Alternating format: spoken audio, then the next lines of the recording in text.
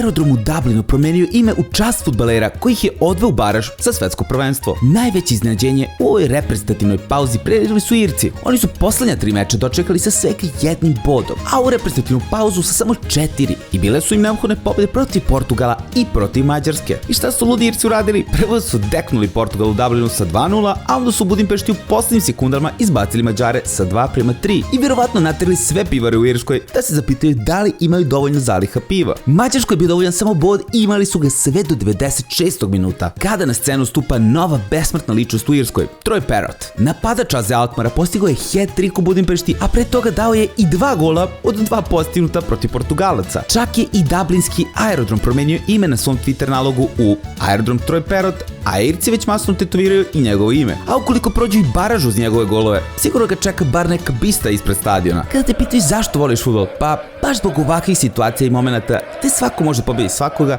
i gde su i čuda moguća.